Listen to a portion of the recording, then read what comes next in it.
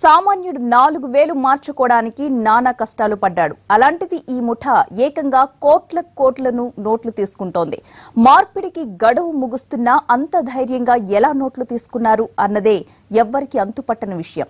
ఈ ముఠా వెనుక ఏదో పెద్ద శక్తే ఉండి ఉండొచ్చని అనుమానిస్తున్నారు.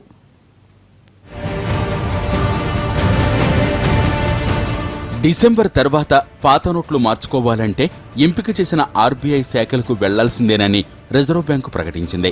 ఆ ప్రకారమే తమ దగ్గరున్న పాత నోట్లను తీసుకుని ఆర్బీఐ ఆఫీసుల ముందు జనం బారులు తిరుగుతున్నారు.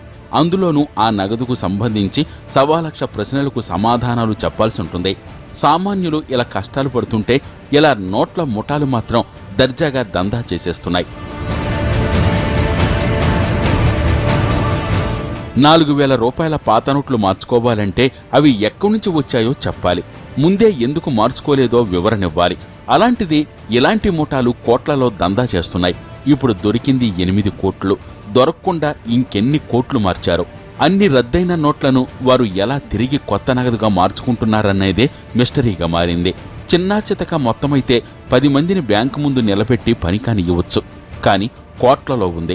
ఇంత మొత్తం క్యాష్గా మారాలంటే అందుకు ఎవరో ఒకరి సహాయం అవసరమన్న అనుమానాలు వ్యక్తమవుతున్నాయి.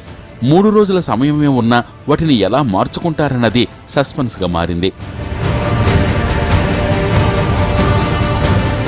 విదేశాల్లో ఉండే భారతీయులు తమ దగ్గరున్న పాత నోట్లను మార్చుకునే వెసులుబాటు ఉంది. దాన్ని అడ్డుపెట్టుకుని వేరే ఎవరి పేరుతోనైనా ఇలా దందా చేస్తున్నారా అన్న అనుమానాలు వ్యక్తమవుతున్నాయి. నోట్ల మార్పిడికి వీరు 55 నుంచి 60% వరకు కమిషన్ తీసుకుంటున్నారు.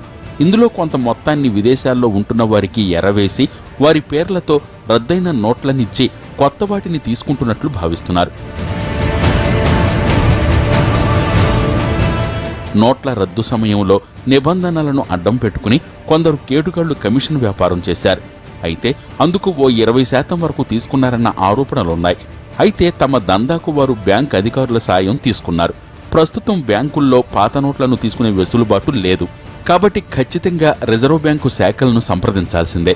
అక్కడే ఈ ముఠా ఏదో గూడుపుటాన్ని చేస్తున్నట్లు అనుమానిస్తున్నారు. దొరికిన వారిని పూర్తిగా విచారిస్తే గాని పూర్తి వివరాలు వెల్లడయ్యే అవకాశం లేదు. హైదరాబాద్లో ఇలా రద్దయిన నోట్ల మార్పిడి ముఠాలు ఇంకా ఉన్నాయని పోలీసులు అనుమానిస్తున్నారు. అయితే ఈ స్థాయిలో నగదు మార్పిడి జరుగుతోందని వారు పసిగట్టలేకపోయారు.